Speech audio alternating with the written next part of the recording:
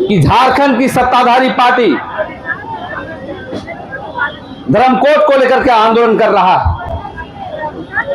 ये सभी मुद्दों को लेकर के आज हम लोग महामहिम राज्यपाल के समक्ष हम लोग बैठे हैं, क्योंकि ये धरना है, ये प्रदर्शन है और हम लोग महामहिम के पास आए हैं एक मेमोरेंडम के माध्यम से, एक ज्ञापन सौंपने वाले हैं हम लोग। तो मैं ये कहना चाहता हूं आज आपके माध्यम से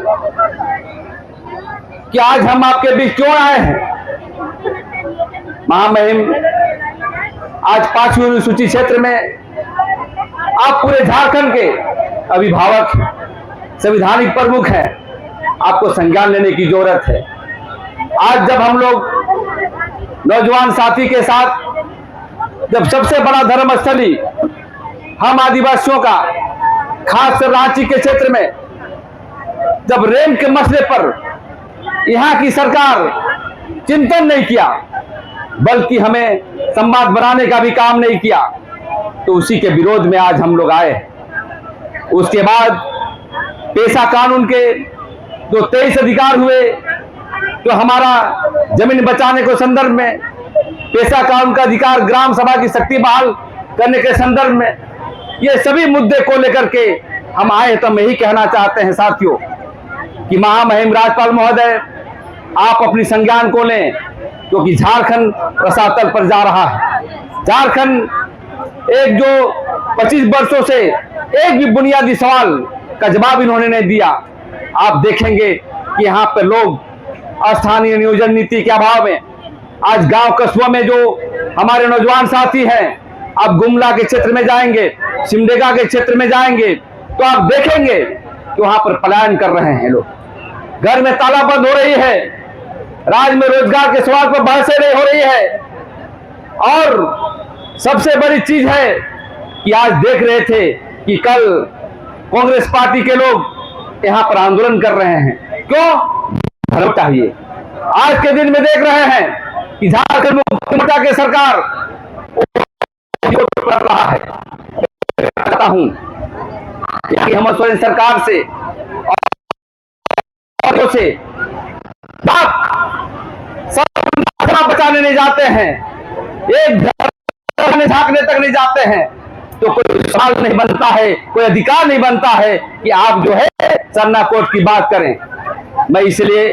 मैं कहना चाहता हूं साथियों कि आज ये राज्य हम आदिवासियों के लिए बना है। जब अलग राज्य का निर्माण हुआ करता था तो आदिवासी के साथ साथ मूलवासी लोग भी लड़ते थे, लेकिन आज सबसे बड़ी चीज है कि हमारे सवालों का जवाब नहीं मिल रहा है। आज हमारे आदिवासियों पर बहस नहीं हो रही है। आज आदिवासियों की जमीन लूटी जा रही है।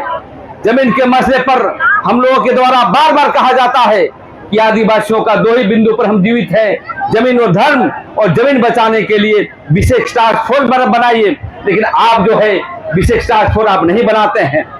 आज देख रहे हैं कि यहाँ की सरकार, हमारे पूर्ववक्ता लोग ये आवाज को उठा रहे थे कि यहाँ पर जो है शराबबंदी होना चाहिए, लेकिन टीएसी के जो संवैधानिक संस्था है हम आदिवासियों का, वहां पर निर्णय लिया जाता है कि 50% से ज्यादा जहां आदिवासी रहते हैं वहां पर जो है आप शराब की बिक्री की जाए।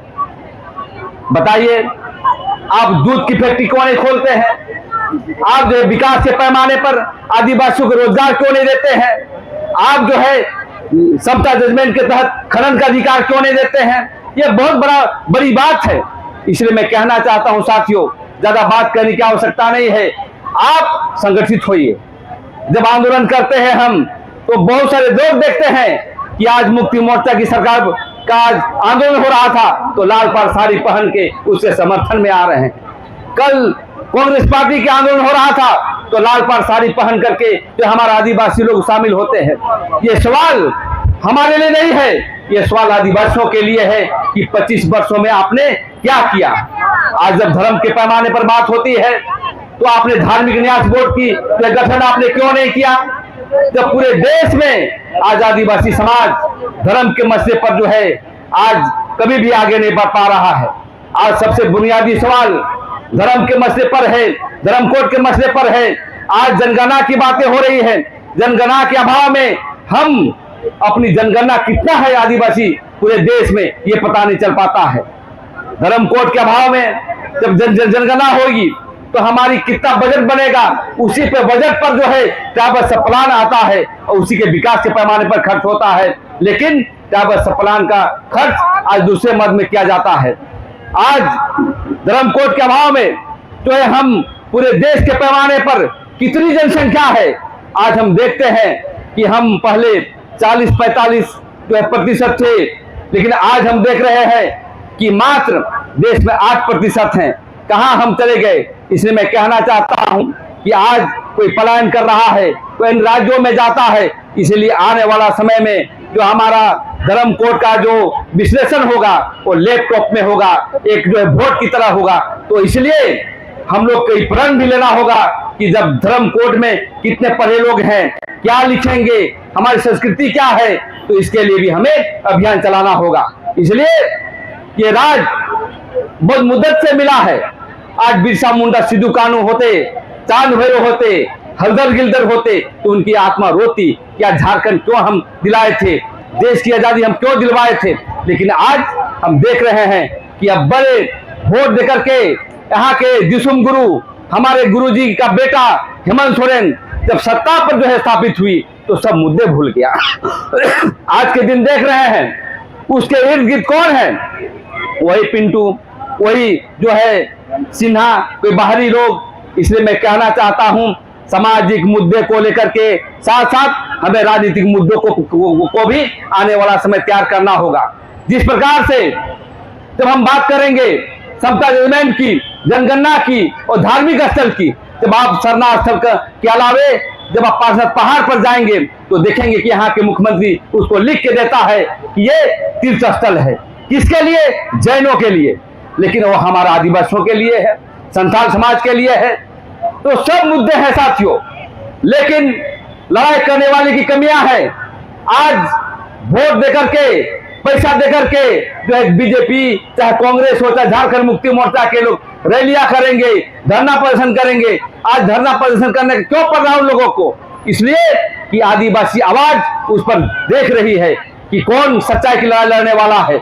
इसलिए हम इसी साथियों के साथ हम आगे आने वाला समय में जो झारखंड बंदी करने का काम कर रहे हैं 4 तारीख को, तो आपको भी संगठित तौर पर आगे बढ़ना होगा।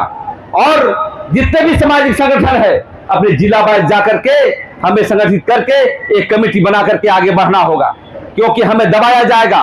क्योंकि हमारे लोग सरना प्रशासन साथी लोग, कोई सरना समिति के लोग हैं, विभिन्न गुटों में बटे हुए हैं और वो सरकार का दलाली कर रहे हैं। इसलिए हमको इस आवाज को आगे बढ़ाना होगा और 4 तारीख का बंदी ऐतिहासिक बनाने के लिए गांव कस्बों में जाकर के ऐलान करना होगा और अपनी बातों को रखना होगा। और आने वाला समय में हमारा बहुत बड़ा चुनौती भरा क्षेत्र है, क्योंकि आज जब नौकरी हमें नहीं मिल रही है, अधिकार की बात करते हैं तो हम पर दमन किया जाता है। इसीलिए सभी मिलजुल करके हमें आगे बढ़ना है। ज्यादा न कहते हुए बहुत सारे हमारा वक्ता है, ये लड़ाई हमें अंतिम लड़ाई की ओर देखना है। हमें लंबी लड़ाई नहीं लड़ना है। जब तक हमें 2 साल के अंदर में एक खाका तैयार करके सभी मुद्दे पर हमें जब तक सरकार सवाल जवाब नहीं देती है, सही तरीके से आगे नहीं बढ़ती है, तो आंदोलन करेंगे। और हम कहना चाहते हैं यहाँ के विजिलेंस, यहाँ के गुप्तचर जो हमारी बात को सुन रहे हैं कि सरकार को हम विरोध करेंगे और आदिवासी सवालों का जवाब यदि नहीं भी देती है, कोई भी पार्टी, कोई भी सरकार का हम विरोध करते रहेंगे। ज्यादा न कहते हुए मैं अपनी वाणी को विराम देता हूं। आइए मिलजुल करके झारखंड को नवनिर्माण के लिए लड़ना है। गुरुजी लड़े थे झारखंड निर्माण के लिए, लेकिन निर्माण नहीं हो पा रहा है। झारखंड ने निर्माण के लड़ना है। आइए मिलजुल करके आगे बढ़ाएं और 4 तारीख बंदी को ऐतिहासिक बनाएं। इसी चंद शब्दों के साथ मैं अपना वाणी को विराम देता हूं। आदिवासी एकता जिंदाबाद। झारखंड के शहीदों न अमर रहे। जोहार, जय झारखंड, जोहार। बहुत बहुत धन्यवाद।